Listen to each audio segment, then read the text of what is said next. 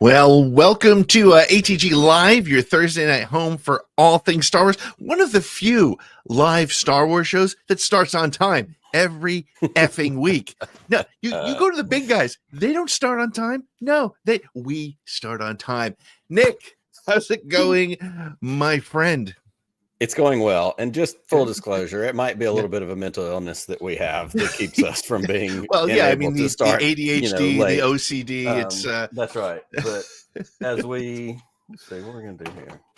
There we go. We'll turn on our staff of Ra as we get ready tonight. I'm great. I'm here. I'm ready to talk about the news of the week. It's been a shifting roller coaster of emotions, I guess we'll say, of Star Wars news this week. One story in particular that I know we are going to get into. But it's a great week. It's another week to be together to talk Star Wars and hang out with our friends. Yeah, it's really funny because we are in this weird sort of spot of, movie isn't coming for a year and a half. There's a new series coming, and when that comes and goes, that's it for a while. But yet, if you're a nerd and you hang out on Twitter or X or Blue Sky or Threads or whatever, or Facebook, you're actually going to find there's always something going on. And we cover it here for you every Thursday night. So make sure if you're watching us for the first time, you're liking, subscribing, sharing, all that stuff. If you have been around for a while, make sure that you go ahead and share this with some friends and, see how many people we can get in the chat with us. Nick, why don't you tell people where they can follow us on the social networks? I will tell us where you can tell us. I will tell you where you can follow us, or us where we can follow us, because sometimes we need to find ourselves. It's like a journey in life metaphor or something. Honestly, the best thing you can do is go to the sswnetwork.com. From there, it will launch you into social media, merchandise, our Patreon program, where we have wonderful support for some great patrons who, for as little as $3 a month, support the work that we do here, get the opportunity for us to send them weird stickers that we've come up with and designs and hangouts and lots of fun stuff. But really, it's all found at that website, the sswnetwork.com. Not only can you find all of those things there, you can also find our voicemail line, which you also see listed on the screen, 504-321-1501. Call that line right now, sometime in the middle of the night on Sunday, whenever you want. Leave us your Star Wars thoughts, hot takes, talk about how handsome we are, whatever it is that's working for you. And we'll probably play those on the air because we're hoarse for attention. And we like, when people call and leave us messages. And if you call during the show, if something strikes you, we won't have a chance to listen to it before it goes on. So that's right. Surprise us. Hey, you want to call us shills? Please bring it. We want to talk to you about it. Give us a chance to use the buzzer. Let's see what happens. Let's see what happens. But we can't forget the guy who makes this all happen every week, our good friend and producer, Chris Ryans. Chris, what's up, buddy? He's winding up. Here it comes. Hey! There he is. What's going on, dude? Pete! Yes. Boy, oh boy, it's been a week for Star Wars. It has. Has anyone started reading the new Reign of the Empire? Reign of the what now? Is Reign of the Empire? Is that the name of the book? The book? The new novel? Is that words on paper? That may be a challenge. That's pre-Andor, right? It's It's like right after. Maybe you started reading it? Some months. Yes, and then I had to stop. Why? Because it's hitting way too close to home. Oh no. And I was like, oh man, I'm just seeing like the parallels and this, and I'm like, oh, All right, stop. Let me just pause that for a second. I'll come Take back. it to you. Palpatine Yeah. brought in the head of the All right. intergalactic social media to run his Yeah. The Department of Imperial Governmental Efficiency. Oh I was my like, god. okay, all right. I'm On second thought. This is depressing. So, but yeah. it's so far it's very compelling. It's really good, and I had to stop. Yeah, it's too good. It's too Yeah. good. Well, that's good. I'm curious. Do you need to read it before Andor season 2, or is it just sort of like it's like Catalyst before Rogue One, Supplemental right? It's like materials, yep. if it's there, you're 'Cause good, right? It's not like really an Andor tie-in. It's just a Star Wars story. Just But, depressing government and shit. it's its own trilogy, this sort of thing. But no, Yeah. you don't have to read this before Andor. All right, I mean, if you wanna, you could, but you don't have Sure. to. Right. Well, awesome. Well, Chris, we'll check back in with you a little bit later. Read a couple more pages, and No. if we no, okay. well, maybe I don't know what to tell you. Maybe go do some comic book stuff. That'll be good. Yeah, I can do that. Okay. So we also, as we do every week, we're going to put the link in the chat. We want to hear from you. We want to bring you up and get your thoughts on all the stories and everything that we're talking about this week. And before I forget, we have a special guest joining us in just a couple minutes before we start the news. Nick, who's our guest tonight? You're muted, I believe. Yes, you are muted. I've There done you that a are. lot lately, and I don't know what my deal is, but here we are. We're back. Yes, we do have a special guest tonight, and I am proud to say that not only is our guest an amazing actor, producer, somebody who's been in probably anything you've seen in Hollywood, but he is also a friend of mine. Our wives went to high school together. I go to church with his father-in-law, and I have been honored over the last few years to get to know Maury Sterling. You know Maury Sterling probably most prominently as Max in the Showtime TV series Homeland. That was kind of one of his big major roles. But if you are a fan of the movie Smokin Aces and the sequel Smokin Aces, he's in that. He's in Deadwood. He's in Longmire. He is the voice of Paris in Batman the Killing Joke. He's done voiceover. He's done acting. He's producing. He's got a new movie coming out tomorrow with Morgan Freeman that we're going to get him to talk about. Oh, cool. He has done a little bit of everything, and certainly most pertinent to us as Star Wars fans, he has done voiceover for the Star Wars The Old Republic video games as Mail Smuggler, and he has a really fun story that he's going to tell us when we get with him here in just a short little bit after the news. So I'm very excited to have my friend Maury Sterling joining us tonight to hang out and chat. Cool. Well, before we hit the news, we have to do our Boba Fetuary. It's the last Boba Fetuary of 2025. Next month, should we tell them what it's going to be or no? No, we have to tell them what it's going to be. I mean, we all can. Right. All right. Yeah. Well, actually, we won't because we don't have graphics. We don't have any teas. Right. We don't have anything that we can. Yeah. We don't have a bumper deal, for it deal yet. with it, pals. So in the meantime, Boba's back. Boba's going in the beer. Boba's going in our Skywalker Ranch glass. Okay, hold on. Wait, let's bring Boba back. You know what? I made some changes to the video and going in our Skywalker Ranch pint glass. It is the last Boba Fetuary of the year, and it seems only appropriate. We woke up this morning to the sad news of the loss of Gene Hackman as well as his wife.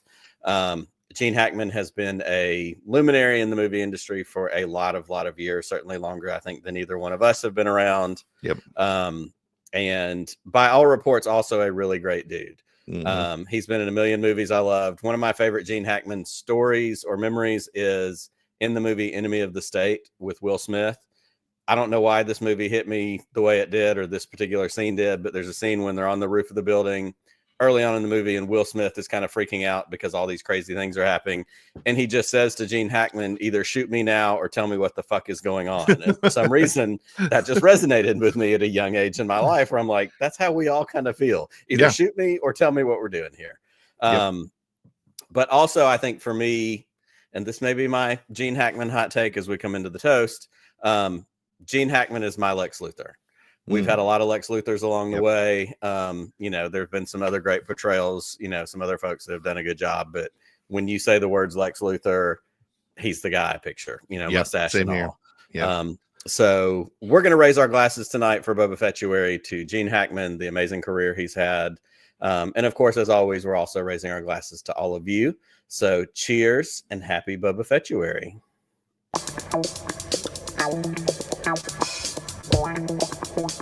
My name is Boba Fett. Another W. There it is. Another Right on W. time. Right on time. For me, my favorite Gene Hackman movie, I want to hear from people in the chat as well what it is when we go to break. But my favorite Gene Hackman movie, it's one, I don't know if if a lot of you remember, is Quick and the Dead. Quick and the Love Dead. him in Excellent that movie. Yep. Yep. And so many good That's a great movies. bad I guy. mean, Yeah. I did a little quick dive this afternoon or this morning when I saw it. Yeah. Because it wasn't that I didn't know what he was in. Yeah. Is that I really had that moment where I went, I bet he's been in so many things I've forgotten. And I was right. Like Yeah. you pull up Yep. that IMDb and it's literally, in fact, I've got it right here. Just the quickest of rundowns. Welcome to Mooseport, Runaway Jury, Behind Enemy Lines, Royal Tenenbaums, which is great. Oh, right. The Mexican, Replacements, Enemy of the State. That was the one that I was talking about. Yep. He's in Twilight. He's in The Chamber, which is a John Grisham thing. The Birdcage. Oh my God. Get Shorty. Crimson Tide. As much as I hate to say that phrase as a resident of Alabama and an Auburn fan, Roll Tide. you know, in that movie with Denzel, Postcards from the Edge. Which who wrote Postcards from the Edge? Princess Leia herself. Princess Leia herself, Carrie Fisher. So Gene Hackman, a phenomenal talent, and like I said, all the things we've read today, as this story has broken, is that he also seemed to be a truly great guy, which is what we want to hear. Yeah. You know, when we hear about our cinematic heroes, our TV heroes, the people that we've looked up to and admired. So For sure. may light eternal rest upon both he and his wife in this difficult time. Yeah, absolutely. Well, we're going to take a quick break, and when we come back, we're going to hit the news. We are going to talk about this Kathleen Kennedy thing, but it literally changed again before I came on with Nick here 25 minutes ago.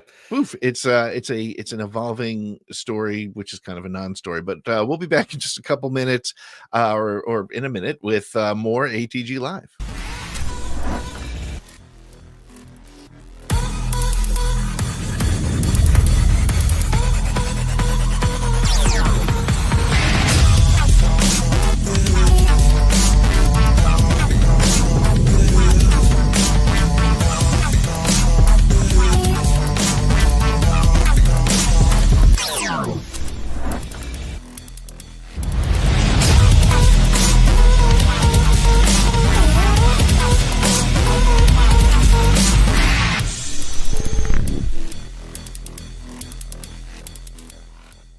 Hi, I'm holding for General Huggs.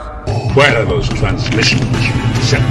So who talks first? You talk first? I talk first. A communications disruption can mean only one thing.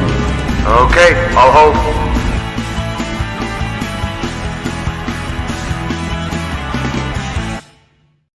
Well, welcome back to ATG Live, your Thursday night home for all things Star Wars. We'll give you news. We do interviews. We talk about the latest and greatest happenings in Star Wars. And Nick, I think we're also giving Star Wars investment tips. We're deciding that I think That's right. I think Alderanian Bitcoin is probably not a good investment at this moment, especially since things did not work out. Might disappear. Yeah. Yes. It's a diminishing return in the truest It sense. seems to be, not doing so well. Well, hey, we did have a handful of news stories this week, and we want to jump right into them. So let's do that.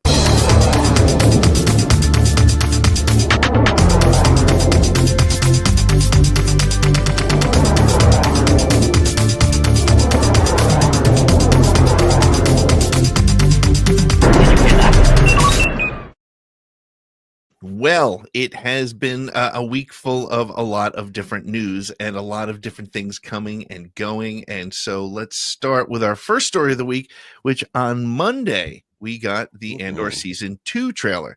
The first trailer for Andor Season 2 has arrived, offering a thrilling glimpse at the rise of the Rebel Alliance ahead of the highly anticipated season premiere on April 22nd. The trailer reunites audiences with Cassian, Senator Mon Mothma, and other key players from the Emmy-nominated first season of the Disney Plus series.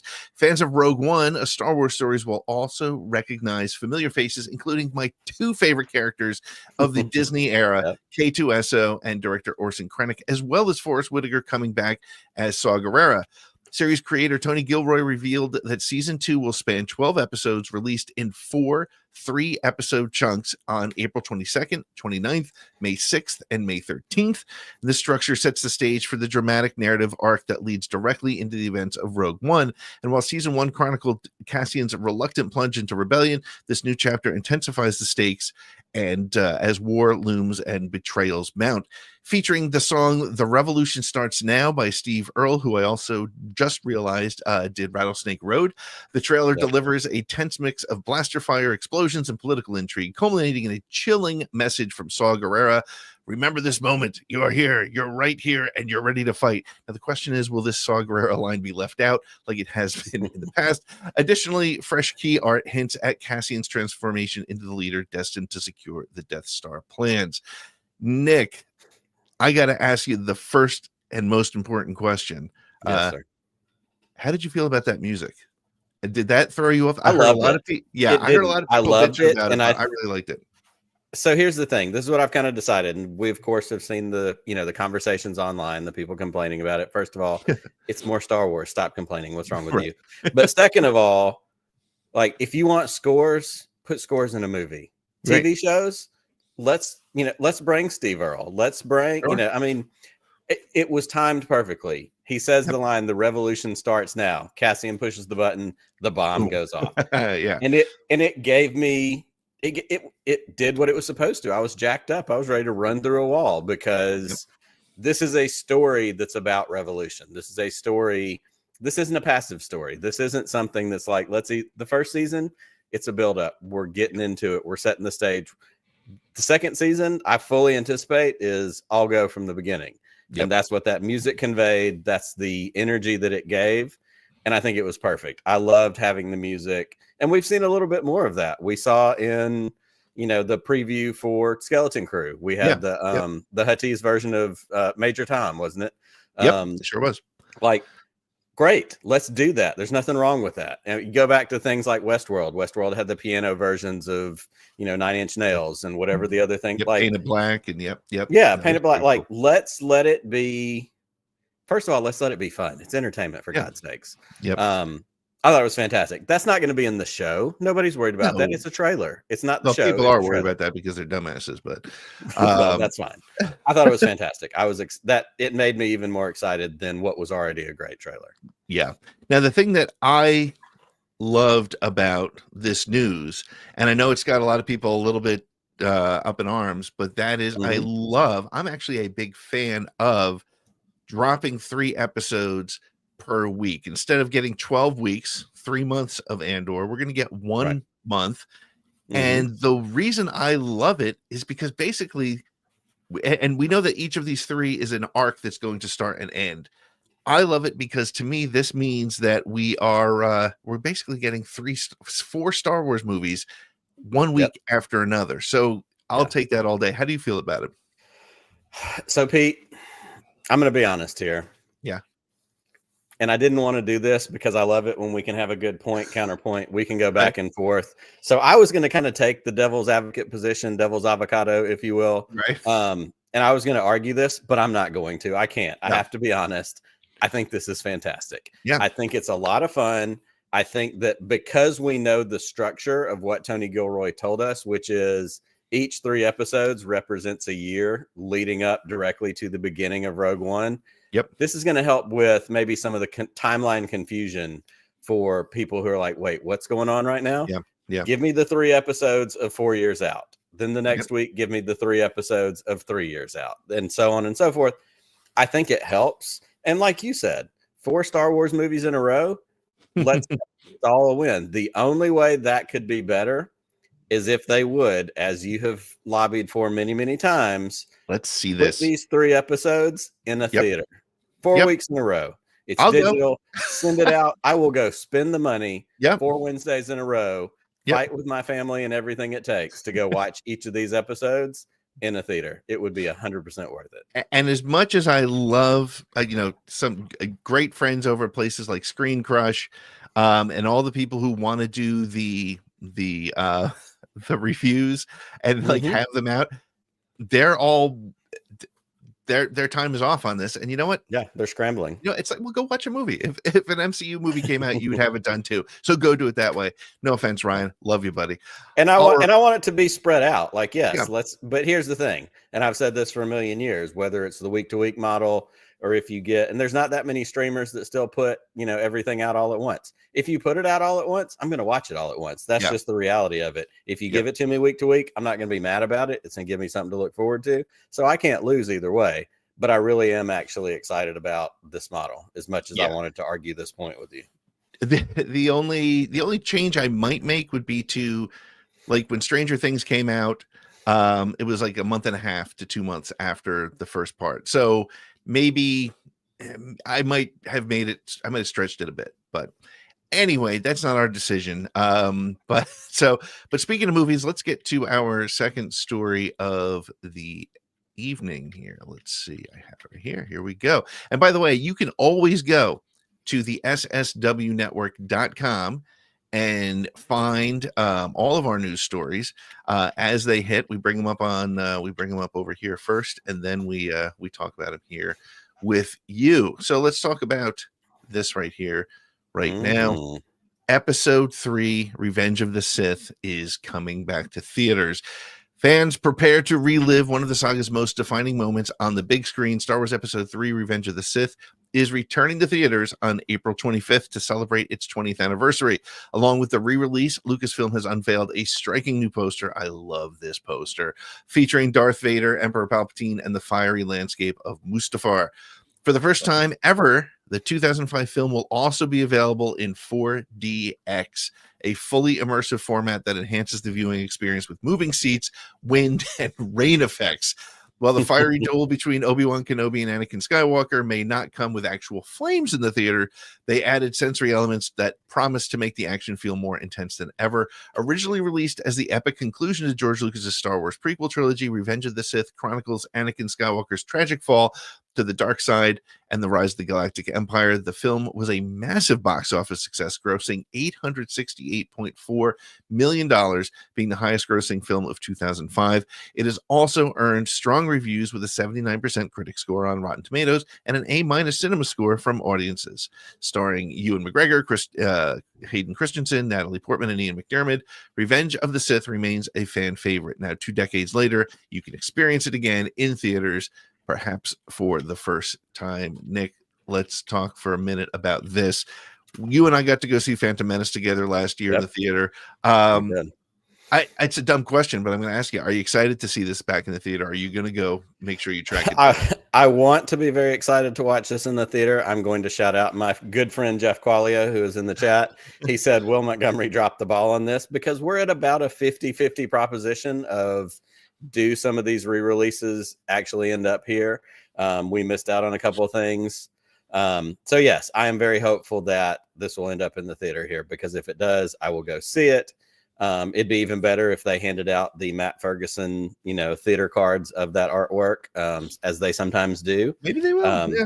All of that would be fantastic. I would very much love to get to see that. But I also thought about, when I saw this announced earlier this week, it's kind of funny how we didn't really put any time into the fact that we missed out on an Attack of the Clones re-release. We just kind of glazed right over the top of that one. Yeah, people were like, yeah, that's fine. That's fine. And it's fair. I mean, if I'm ranking them, that's probably the one I'm pushing to the bottom anyhow, but that's just how it goes. Yeah. I think it's I'm excited to see. I got to find I live an hour from Philly and an hour from New York. I'm going to be able to find a 4DX theater. So, yeah, I'm going to do my best to do that. Yeah, so it's totally worth it. Yeah. Nick, before we get to our next story, let's take a moment and invite in our special guest, Mr. Maury Sterling.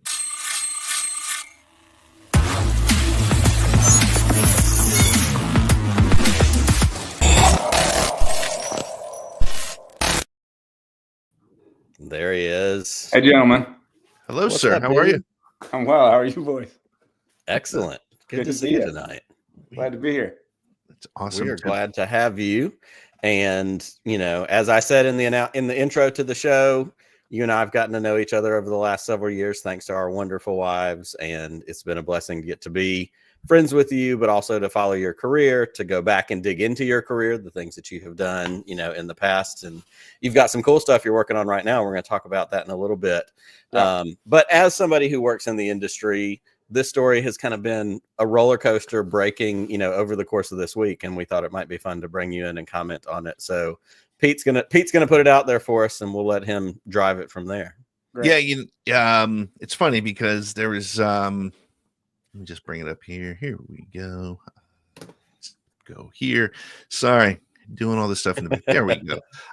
So earlier this week, now the story itself is up on our website, but the story is changed and is dead now. Anyway, so earlier this week, the rumor was going around, and we believed it, that Kathleen Kennedy had made plans to retire by the end of 2025, which, by the way, she absolutely has more than earned. She continues to pump out great stuff, and whether you like her new Star Wars stuff or not, whatever, she has a great career. Many people, I'll tell you, I think it was Star Wars Explained said, well, we're not going to be able to, right now it's still speculation, but Variety picked up the story, which made me think speculation was kind of out the window at that point. However, and I'm going to pull it up right here on my phone, because I literally sent this over to Nick just before we got going. Where the heck did I put it here? Yeah, literally just before we came on, it says, and oh wait, there it is. Is this it? Yes. Discussing Film says Kathleen Kennedy says she is not retiring, but has been looking at an eventual succession plan for a new leader of Lucasfilm. We'll probably make an announcement months or a year out, and I have every intention of sticking around to help that person be successful. Which I like to believe what happened was she was going to retire. And then she saw how happy it made Star Wars Theory and Geeks and Gamers and all those guys, and said, you know what? No, I'm not going anywhere. Screw you guys. Screw you guys. I'm sticking around.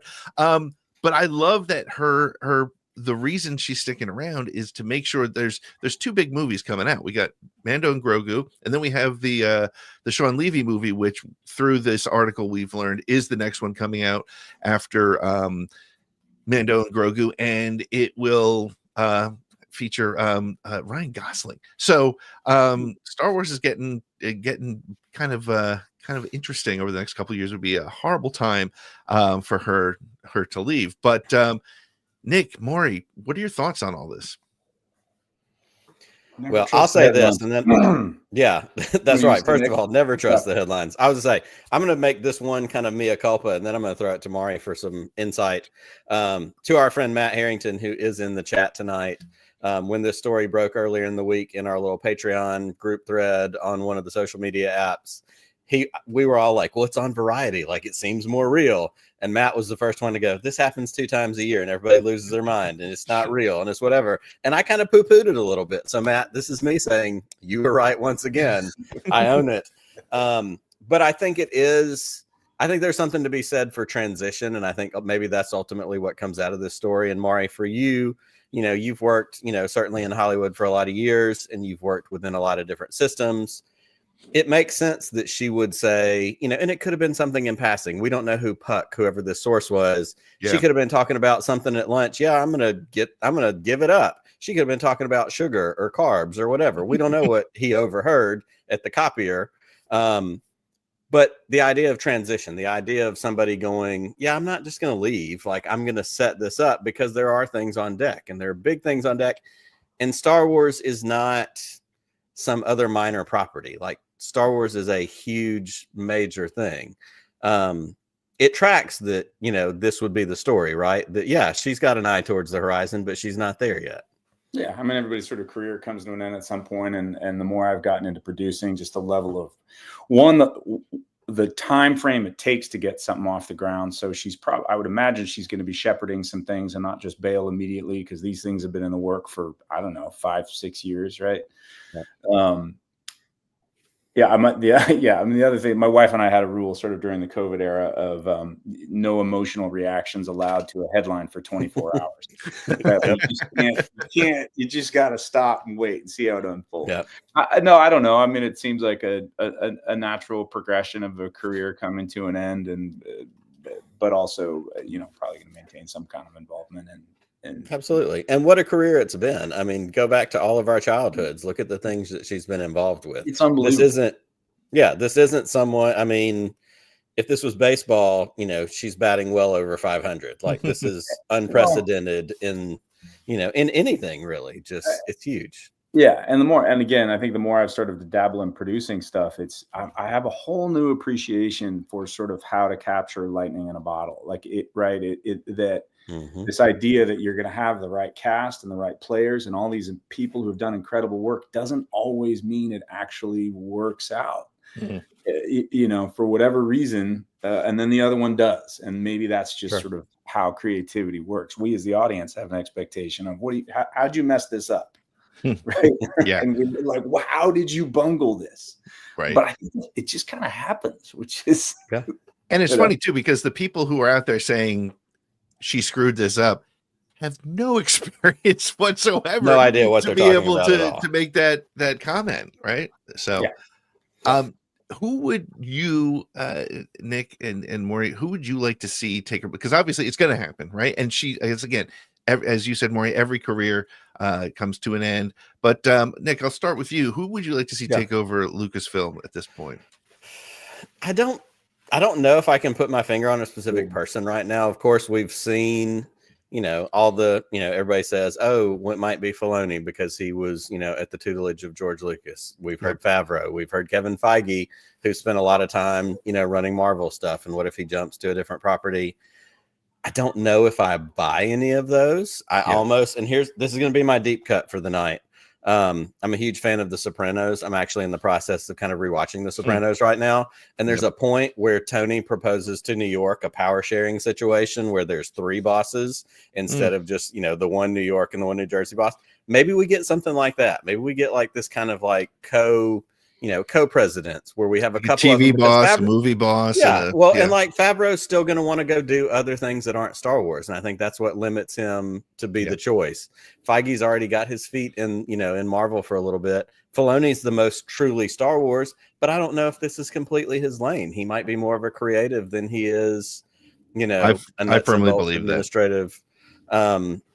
And we've talked about that, like with directing and some of the other things that he's done, as he's transitioned from, stories and animation and some of that. So I don't know. There were some other names in that Variety article, and I'm going to blank on all of them. So I'm not going to pretend to try and know them. But I know there's somebody out there that's going to be great. And honestly, I think if Kathy Kennedy has the opportunity to have her hand in selecting that person, it has the potential to be even better than if the board or if Iger or whoever's in charge at the time goes, hey, well, that's the big difference, because Lucas hand selected her. Disney will make this decision. Maury, you got anybody in mind? I feel woefully embarrassed. I don't have a real answer for this. The name, this is completely not right. But in the era of kind of flipping tables, like bringing in like a Quentin Tarantino, where she like absolutely not as a studio head. I think he'd lose his mind from what I know of him. But as it could be fun to really, and we've been doing that. I think Andor is such an incredible example of, I love how the Star Wars world is still experimenting and trying. Let's do this tone, and that one didn't work. Okay, let's go here, and we can now in such a expansive way. So I think bringing in cool storytellers like that might be interesting. Which he's the guy. Don't quote me on that, but well, I'll tell you, I've given a little bit more thought to this than I probably should. I should probably get a life and get out more and see the world. But I would love to see a woman named Sarah Aubrey, who is the studio head for Max and HBO. She's brought us House of the Dragon. She's brought us The Penguin. Yeah. She understands storytelling as well as what the audience wants. Yeah. And I mean, because both those things, House of the Dragon and Penguin, were 2 series that I was like, and I've loved them both. So she seems to understand that. And I think Star Wars would benefit from somebody, Lucasfilm would benefit from somebody who's looking at it from that perspective. But and it's a woman, so it keeps Mhm. it, it keeps that appropriateness and that Yeah. so I would love to see Well, somebody like that. Well, and here's your other wild card, and I'll throw that in there after Maury's suggestion, and you'll appreciate this, Pete. One of your favorite New Jersey natives. What if we also go rogue and we let Kevin Smith do it? That get the Smodcast. He's a nerd. He's a comic Yeah. books guy. Yeah. Mhm. But Get some Jay and Silent Bob in Star Wars. see, that's exactly why I don't think it should be Filoni, right? I think we need somebody who understands the business part of it, like Sarah Aubrey does. Feige, I don't know. I feel like Feige's got to be burned out by now. I mean, he's done so much for the last 20 How years. much with more does he MCU. have in the tank beyond where he is now? So, but Great idea. well, cool. Well, we're going to take a quick break, and when we come back, we're going to dig into other things and get to know Maury a little bit better. In the meantime, make sure you like, subscribe, share this with somebody, anybody. Share it with a stranger. I don't care. Put it up on your social media. If you're watching us on Twitter, come on over to the YouTube channel so you can comment and you can dial into the show. And we're going to take a quick break, and we'll be back in just a minute with more ATG Live.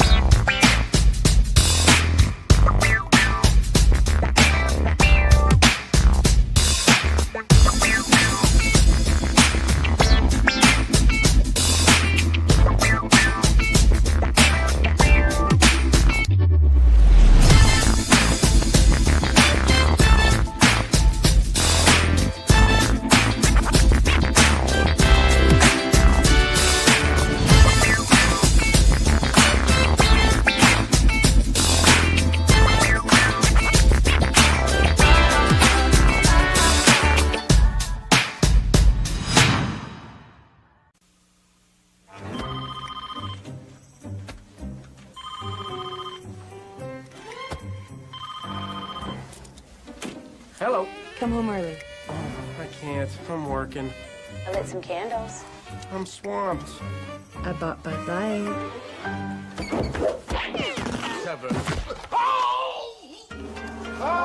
For the great taste that won't fill you up and never let you down, make it a Bud Light. Come again? Yeah, he's got a pencil lodged in his... Oh man, I don't want to say that subtle marketing works, but I'm fully prepared in honor of you being here in tonight. the 90s, you can't do now. My wife warned me that something was coming. I don't know if that's She what did. it was. I got permission. I did. Well I done. did have a little moment where I said, every now and then, somebody may not want something to come back up. So I asked first, and she said, "Go for it." I had a lot of fun in my early sort of commercial career. I got to do some fun ones. Absolutely. Well, Hilarious. it was a great one, and it was a great find. And I sent it into the group chat to my family, and they all lost their minds as well, having known you in real life. So it was worth it. Little spring chicken. Exactly. well, Maury, thank you. This is my first time meeting you. I've heard the name 100 times. Nick has talked very well of you. Loved Homeland, so this is a really cool opportunity. But tell us a little bit about your Star Wars origin story. When did you get into Star Wars? What are some of your earliest Star Wars memories? So interesting to come on these shows with you guys, because where I thought I used to be sort of a Star Wars aficionado, now I just the way it's exploded, like we were talking about in the world of Star Wars. I mean, my first exposure, it was 1977. I was 6 years old. There was a theater on Geary Street, San Francisco. What I'll never forget was, how do I describe it? There was this feeling about something amazing was going to happen, but we all didn't know what it was. And my dad got us tickets, and my mom took my sister and myself, and we met him there on Geary at this theater. And he came there from work, and we all stood in this line going into this movie called Star Wars. And then the world changed. So that was my first, the world changed. Nobody had ever seen anything like it. So I was a huge collector of all the figures and ships, old Kenner stuff when I was a kid. Probably if I'm giving too much information, just no, this is perfect. And I gave them all away, which I'm so bummed about now. My son doesn't know that I think I still have an old ATST from that collection, which I'm going to give to him soon. So I'm pretty excited about that. But yeah, I mean, it was magic, you know, it was just magic. So I'm of the generation that the first three, you know, were New Hope, Empire, and Return. I also wish that my stepbrother worked at ILM back in the day. So I remember going with him and he took me in to see where they made the models and seeing the Hoth battle set done in perspective of big AT-ATs to smaller AT-ATs to smaller AT-ATs to smaller AT-ATs. And they had this room filled with, ceilings were probably 8-10 feet high in this just artist sort of studio, but the walls were stacked with just toy models, jets, tanks, Jeeps, everything. And these artists were they had this huge work table in the center. I still get goosebumps. And they would just pull out an F-16 and they'd open it up and they'd take wings and stuff. And that's how they were building these Star Wars spaceships on the table. And you sort of seeing this whole thing happen. Lucasfilm, Lucas Ranch was right up the road. So we'd go there for other reasons, things my family was involved with. So it was always around. It was very much my childhood. You know, the second round of 3, you know, those all broke my heart because that's what I mean of my generation. They just deviated from the sort of darkness and grit. They tried to pull it back. It just wasn't there. The Jar Jar stuff, it just wasn't, you know, and I know I've met Ahmed, you know, and heard his story about Jar Jar, which is wild. And then it's been amazing to see this sort of late reincarnation in the last, 10, 15 years of now what we can do in TV and film. Andor has really been the one of late where I feel like it's coalesced around all those sort of dark, gritty Star Wars themes that I love. And then, you know, in terms of work, I've been fortunate enough to be the voice of the smuggler in the Knights of the Old Republic video game for the last, I don't know, I think it's going on, it's the gift that keeps giving, 15 years or something like that. So I get to go in and do my sort of doesn't have to be perfect Han Solo, you know, like a Solo reference. I wouldn't call it an imitation by any means. Right. Which is just a blast, you know. So yeah. It's so great. It's interesting. You know, it's funny. I have to bring this up because, you know, you and I are a year apart in age. Yeah.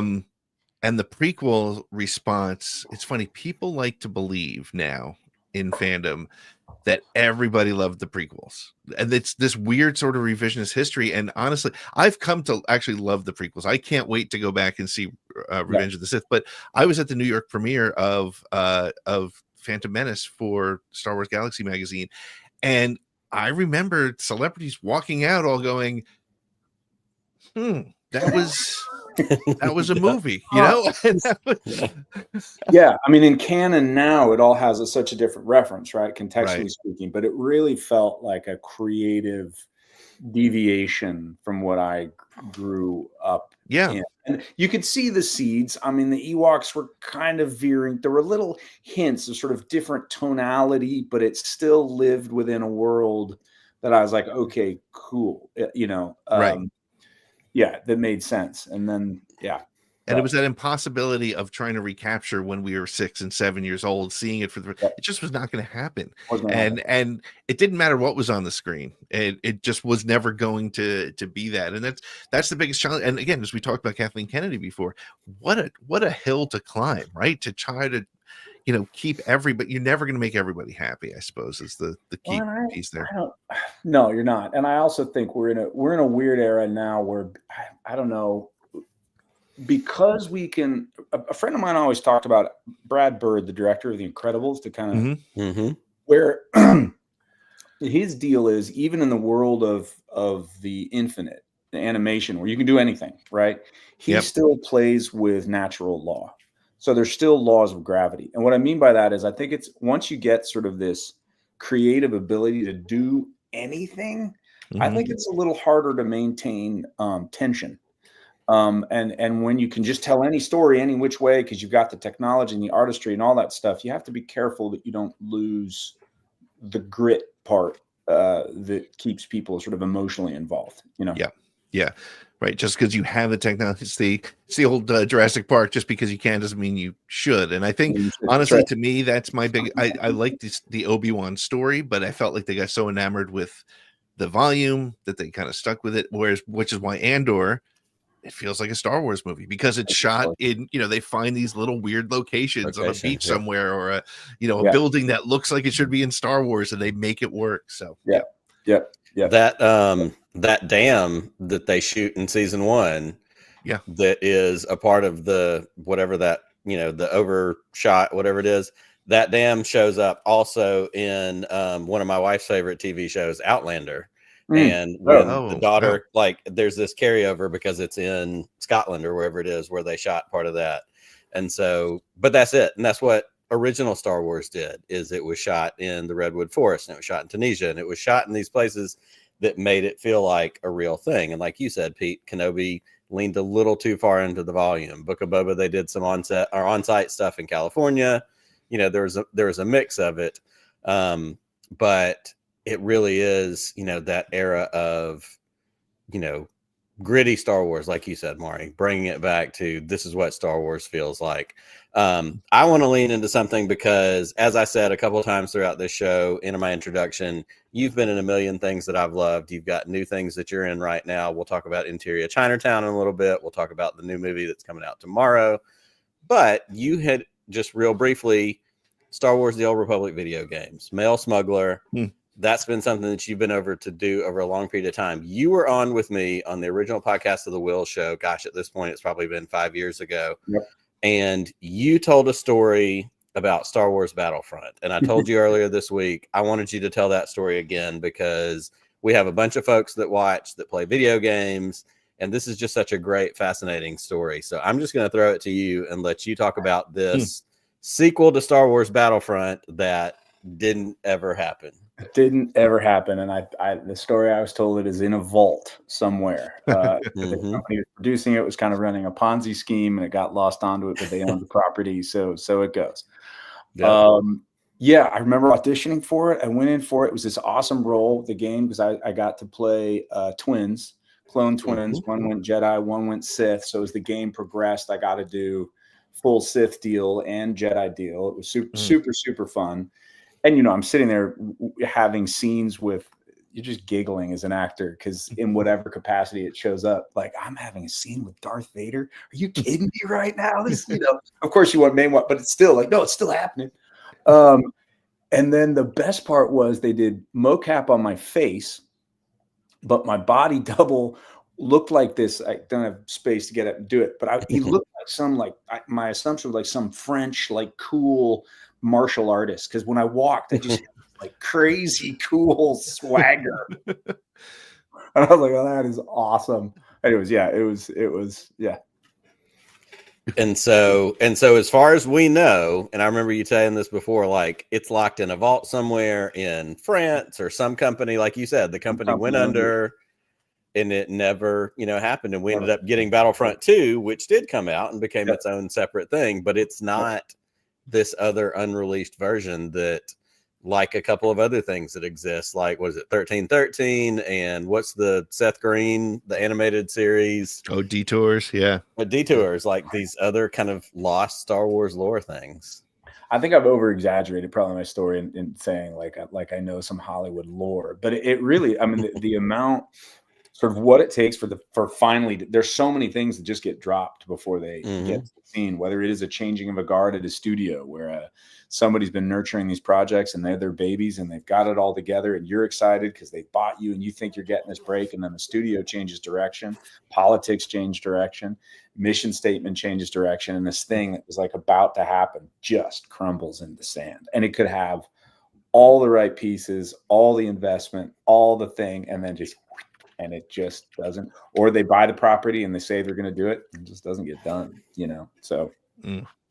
Yeah, I mean, it's funny. I mean, I just read this Wonder Woman game, which was, I believe, maybe $100 million in production, just there was a change and it went away. So it's wild that it's that these sort of things just and now as an actor, like how long does it, like, do you ever get used to that? Like, I had that great role and it didn't happen for whatever reason. I'm a buddy of mine, Kevin Durant, amazing actor, said something once. He said, he's like, I can mourn it for 24 hours. So I think because I don't know if you ever, you want to invest yourself in something, anything, whether sports, whatever you want to put your everything into it. So otherwise it should cost you a little bit, but you can only give yourself you got to give yourself a time frame. Yeah. Right. Exactly. Yeah. I'm getting more used to it, Pete, because I think, again, I just keep starting to produce is really, after being in this business in my way for, I don't know, 28, 30 years, the produce thing is really opening my eyes up more to, I feel a little bit naive in a way of like how it really kind of works, Yeah. So that's helping me get used to it, I think. Well, and speaking of producing, I do want to give you an opportunity to talk about, because you have a movie that you worked on that comes out tomorrow. Yeah. I definitely want you to talk about that. You have also been in several things here recently. Interior Chinatown, which is on Hulu. I highly encourage everybody to check that out. That's a bunch of fun. You were in an episode of Creature Commandos on HBO, which got a bunch of coverage. People love that show. And that right now is hilarious. Yeah, it's so great. So, but tell us about My Dead Friend Zoe. I'm really excited about this one. Thanks for letting me chit chat about it. It's certainly not Star Wars. I met Kyle Hausman Stokes as the writer-director. He's a combat vet, served in Iraq. I met him about 15 years ago, and it was one of those cool, it ended up being one of those cool, I can't believe this all worked out. I did a short film and he showed up, and I had this very strong feeling like that is a cool guy. The energy he brought to set, and he just showed up to help. Like it was clear he was just there to be helpful. I was like, I want to work with that guy. I want to help that guy. Cut to 15 years later. He actually called Allie, my wife, Alexis, to talk to her about producing something. And in the conversation, he says, do you know Maury Sterling? And she's like, yeah, he's in the other room. So we reconnected. And I was kind of getting into it was right when I was getting into the producer stuff. And I was like, anything I can do to help you. I just recently met some financiers through a buddy of mine. And there was just it just worked. He called me for advice. He said, I need some actor advice. I said, sure, shoot. What is it? He said, I'm meeting with this actor. How should I comport myself? What should I do? And I was like, well, he's interested, so you don't have to do much. Like, he said yes to the meeting. I said, who is it? He goes, Ed Harris. I went, okay. And Ed Harris signed on. And because of that, the money that I had sort of in contact with, it just made sense for them. And that kind of launched them then to the next stage. So I played a small crucial part in kind of getting it all done. It's based on, as Kyle puts it, it's 93% autobiographical. It's about the loss of two of his platoon mates. He lost to suicide when he came back, and sort of him processing his guilt. The performances are incredible. The cast is incredible. There's a real message to it. It's earnest, it's moving, and it's cool. And it's amazing that it's getting this theatrical release on Friday. So get your butts in the seats. It's a really neat film. It's one of those where, they're these things in life where we get to do where you go, okay, that one really meant something here. That's different. All the other stuff is great, but there are those other ones you're like, I just feel really proud to be part of it. So that's that one. That's great. Wow. That's cool. So that's excellent. Well, and I know you've always got, multiple things going on. Do you have anything that, you've got your eye towards coming up next? Anything that we can kind of be looking for on the horizon? I'm working on the new Suits LA right now, shooting a handful of episodes there, which is super fun. Yeah. Interior Chinatown came out last year. And then another film I acted in and also helped produce. We shot in April, that we're kind of getting that one, finish that one up, and it's in post and hustling that to get that one where everybody can see it, which is about a female MMA fighter in Montana who gets some. Remind me the title of that. Is it? It was Wild Animal, and now it's called Baby Love. Okay, I knew it was originally Wild Animal, and I was trying to find it doing some research, and I couldn't find that one because I figured it had changed. That one There's some good Instagram stuff on that one that's starting to pop up, sort of to outstanding. Well, there's so much to look for. I have to ask about one other thing. You are also, and I know this because I've listened. You are also a podcaster. There was Everyday Masters for a while. Is Everyday Masters going to come back? Do we have some more episodes coming? We got too busy. I think it was a good. It would be fun to bring it back. It was more work than I think we were expecting. And my buddy Craig, who is my co-host, was doing all the I was doing the classic actor thing where I'd like show up and do the podcast and then flit away. And he was left, he's a real producer, so he was doing, putting hours of labor in after to edit. And I was like, see ya. And for anybody that wants to go and check it out, you can look it up. It's called Everyday Masters, and it's great because the concept is, and correct me if I get this wrong, but basically you talk to folks who you felt like had some sort of mastery in some subject, some part of life aspect, in order to be able to learn and gain insight from it.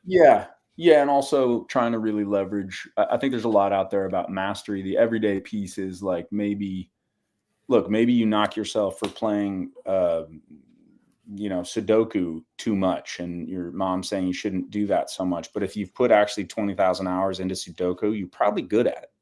And there may be a way to leverage something. Maybe there's approaching people because they're doing something interesting, but then also asking them about other things maybe they do that are kind of their secret habits that they wouldn't necessarily think are great, but you can leverage into success. Absolutely. That's cool. We got to get you in a Star Wars next. We got to see you. We got to. We got to do. We got to hook up John, Tague, and Maury. I feel like there's like a there's a thing there. I don't know what it is. I feel like there's that. I mean, that would be unbelievably dreamy to play. Especially if I could play a bad guy, because my kid. That's right. My kid would be like, "All right, Dad, you nailed it." Yeah, you got it. Get some street cred at home. Yeah, the good guy, he'd be like, "Yeah, whatever, whatever." Well, Dad. Yeah, we're all about the Empire and Sith. That's right, without a doubt. Well, it is always a pleasure to get a chance to talk to you. Thank you so much for hanging out with us for tonight. And we can't wait to see everything that's going on. We encourage everybody tomorrow go see My Dead Friend Zoe in theaters. Great. And just based on the trailer, you can look the trailer up right now. It looks phenomenal, and I very much can't wait to check it out. Yeah. Absolutely. Thank you for that. Really appreciate it. It was great meeting you, Maury, and hopefully we'll have you on again soon. Likewise, be great. Always love seeing you guys. Yeah, love the show. All right, bye. Take care. And we'll be back in just a minute with more ATG Live. What's up, my fellow Gen X Star Wars fam? My name is Chris Rhines from Broaxium. You may know me from ATG's Force Connect that I co-hosted with Pete and Nick. Now, I'm the owner and operator of Broaxium Outpost, an online shop for all your action figure and collectibles needs like Star Wars Black Series, G.I. Joe Classified, Star Wars Vintage Collection, Marvel Legends, Star Wars Black Series and Vintage Collection, Transformers Studio Series, Star Wars Lightsabers and Helmets, Masters of the Universe, and much, much more, including Star Wars Action. All right, I have a lot of Star Wars stuff. I'm just saying. Stop by and check out the store at www.broaxiumoutpost.com. Sign up to become a part of the Bounty Hunters Guild and stay updated on new pre-orders, sales, and exclusive Broaxium content. Find something you like? Use the promo code ATG10 for 10% off your first order. We have Star Wars figures, by the way. Hey, I'm going to say it again. It's a broken record, but if you haven't watched this before, you haven't heard me say it, you're going to buy this stuff anyway. So please buy it from our friend Chris. Chris, I'm going to bring you in because two things. We got calls coming up. Yep. Second of all, this week, I saw there are 2 pre-orders for Andor season 2 that I might have to. I say all the time. Is one of them the Cassian pilot figure? Did I say that? Yep. Okay. And the other one's a new Krennic. Yeah, I mean, it's new. I mean, it looks like the old one. So, but here's what it's going to bring me back to. This is my, and I guess it's a hot take. I don't know if it is or not. Star Wars action figures. Right. Faces don't work. Aliens and helmets work all day long. Cassian, Krennic, like, I don't know that I've seen a somebody's human face action figure that I went, that one works. There is one that works really. All right. There's another one that was announced, which is Moff Gideon in that Mandalorian armor, Okay. that whole thing from those last episodes, and the face is perfect. Like if you, where's my all right. Here's one of the hopefully you can see it. No, Wanda Baba always works. Oh wow, look at that. That looks All right. nothing like Giancarlo Esposito. Nothing. Correct.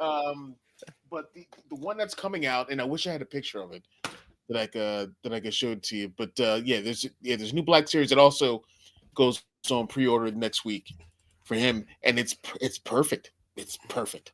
Well, and obviously I understand the caveat is like Hot Toys versus action figures, but I'm talking action figures, like just the Han Solos across the entire generation of our life. None of them look like Han Solo or Harrison Ford.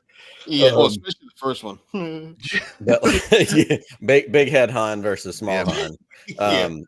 But ultimately, like if it's an action figure, the chances of me buying it decrease greatly if they're not a helmeted character or maybe an alien. The Cassian, I mean, the uniform, the Cassian, I think looks pretty darn good.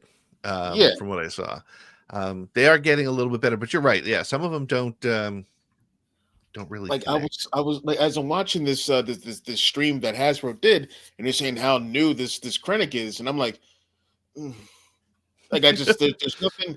I don't see anything new about it, but one thing I was hoping, and it's still like that hard plastic cape. I'm like, give him the cloth goods.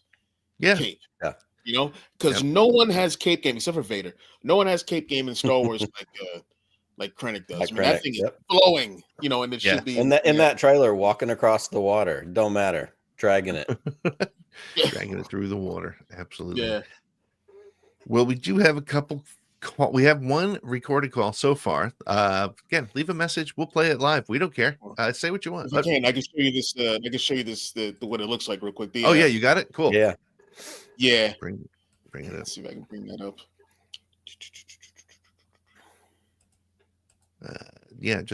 We'll okay, hold on, let me bring that up. I'm gonna just do this. Here we go.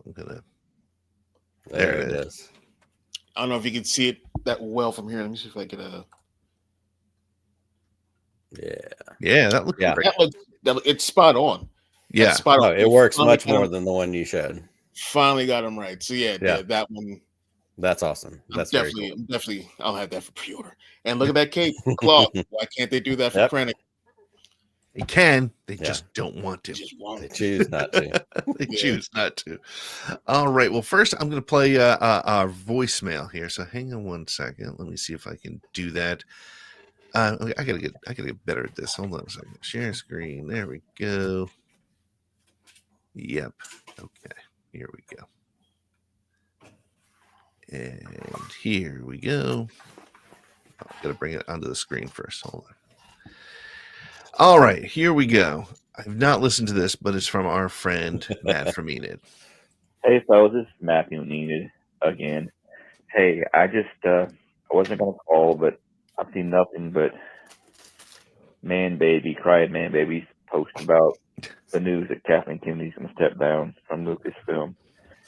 I'm like, whether she does or doesn't, it's kind of stupid to me that these anti-female, anti-whatever, anti-Disney or Star Wars, they complain and hate on her so much. I mean, here's the thing. First off, get alive. Second, do they not realize that she was the producer or associate producer involved in all the movies from the 80s that they hold so dear? That's quote-unquote their movies. Before Star Wars, I mean, Goonies, Gremlins, Jurassic Park, E.T., all the Indiana Jones movies. Do a little research. She was involved in everything that you hold sacred. So before you fill your cup up with your man baby tears, maybe do a little research about hating on people. I don't understand the hate for Kathleen Kennedy and the Disney Star Wars. I mean, where did she hurt you? I mean, get alive, get a friend, get a dog, get a friend. They're freaking horrible. The things they say about her online are just, it makes no sense. I mean, it used to kind of be a shame to be a male sometimes. I mean, dude, she's female. Get over it. your mother's female too. Do you talk to your mother like that? Yeah, I mean, for real. come on, just be thankful for all the stuff that she did, whether you like the Disney or Star Wars or not. Just get over yourself, crybabies. I don't know. That's just my thought. It's pathetic. All right, guys. Have a good day. I'll go on and do something else now. I'll be listening tomorrow night. Take it easy. All right. We love Matt from Eden. We do love Matt from Eden. I think the first thing that needs to be said, maybe the best way to sum up his voicemail is facts don't care about your feelings, Matt. It's just the way it is. The man babies are always going to complain. They're always going to cry. I do also need to highlight a comment real quick. My lovely wife, who is tuned in this evening, says, is the emblem symbol thingy at the top right supposed to be Nick and Pete? Yes, dear. That is a Jedi combo version of Nick and Pete. Right. You get the red beard and the white beard. Which Nick's right. beard is going to be white pretty soon. We're going to have to change it. It's the white's taking over. I also have for Matt, Pete only collects C-3PO. He's waiting for Anthony Daniels' figure with the helmet off. First of all, this is a brilliant idea, and maybe this is a hot toy, because one of my favorite pictures of all time, and it's not with the helmet off, but it is the picture of C-3PO on the set in the 70s where somebody's lighting the cigarette that's sticking out of the mouth of the mask. But anytime Matt brings up C-3PO, it reminds me that I have little 3PO hanging out right here on the microphone. I am C-3PO, human-cyborg relations. Just for Pete. So anytime he needs to remember that he's blocked by Anthony Daniels on Twitter, we're here to remind you. Yep. Yeah. C-3PO is a monster. So Chris, Anthony Daniels is going to be at Philly Fan Expo in May, I think it is. Yeah. I might have to go to that and have him sign one of these and ask him face to face, Anthony Daniels, why have you blocked me on Twitter? Well, I will record that whole thing. Yep. Yeah. We're going to make a whole series out of that. We do have to make that happen. It's going to be gold. Literally. Oh, man. All right. Well, we do have a caller, a guy who we've seen week to week. He's keeping his streak alive. Let's bring in our caller. So who talks first? You talk first? I talk first.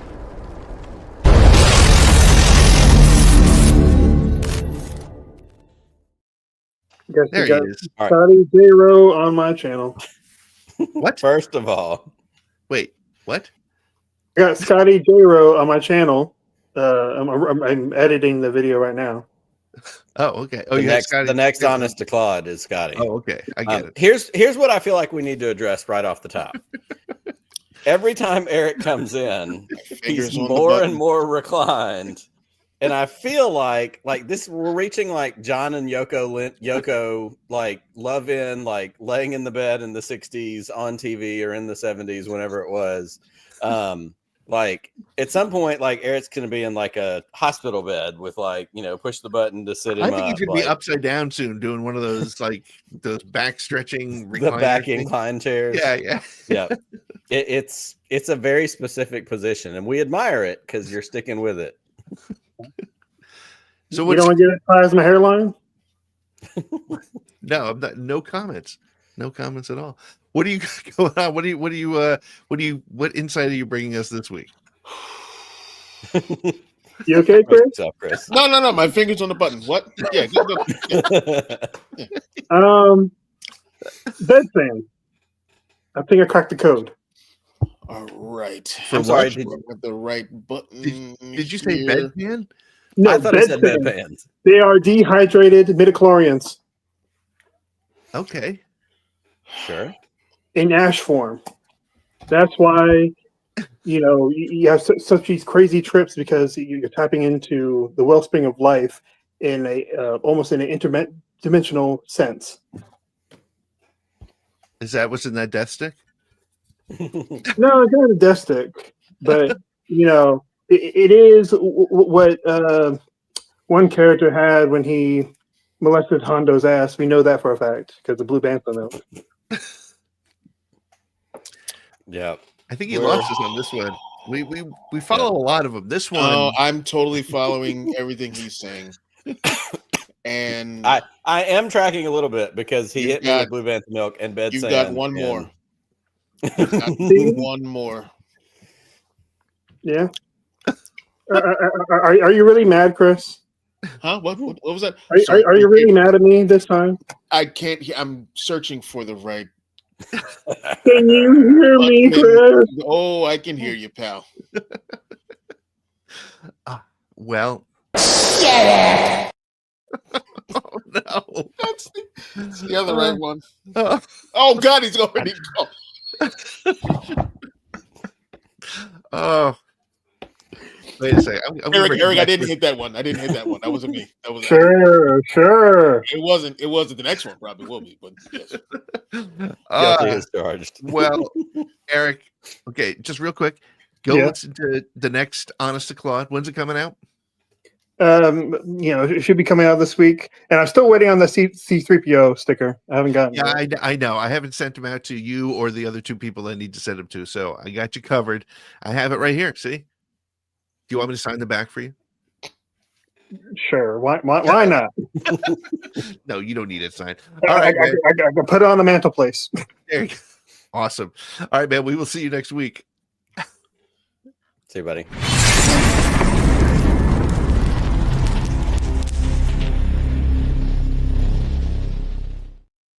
If you watch us every week, you know we love Eric. He's a good guy, but can't follow something sometimes. I can't. But that's because he's operating at a different plane than I think he is. I think he might actually be. So yeah. So I follow that whole thing. He's talking about bedstand. I know exactly what he's talking about. It's the old Bantha Milk thing. The script reading. I started to pick up on it late, but I did hear bedpans at first, and I'm pretty sure KG did too. Yep. And I had no idea that KG heard it too. Okay, good. Good. I don't feel so bad. Well, Nick, who do we have coming on the show next week? Pete, I am so glad you asked. Next week, we have our good friend Kelsey Puckett, who we have gotten to meet with our friends at Never Tell Me the Odds. We've been, Kelsey was with us for our fantasy sports ball draft. She showed up for, I think, the second Snoketoberfest of the year last year. So we are excited to hang out with her, talk about Star Wars, talk about whatever, the news of the week is. But Kelsey Puckett is going to be with us, and it's going to be a lot of fun. That is awesome. And Chris, anything other than the ones that we talked about, anything new popping at Broaxium we need to be looking for? Listen, we started a new BX Gaming show this week that has Rogue playing Metal Gear Solid, the PS1 game. It's a lore heavy game. So he's playing that and talking about the game and its history as he plays it. We've got, of course, another Sunday night of Caputo Crew, and next week some more comic stuff coming out. We have there's a Dark Horse comic that starts it's a Qui-Gon book. It's like a new graphic novel that's coming out. Yep. So we'll be reviewing that, and then the first the first issue of Star Wars Jedi Knights. That's going to be in the pre-Phantom Menace era with the Jedi Council that we know. And they're going on their adventures, and they're bringing in this one character who had an action figure from like the 90s. I keep forgetting this character's name. Something Prime, not Optimus. But so he's they're bringing him into canon. He's going to be the main villains. Can't wait. It's going to be awesome. That is awesome. Oh, and let me point out two things real quick. First of all, I want everybody to take note of how excited Pete seemed to pretend to be when you said Qui-Gon in a comic book.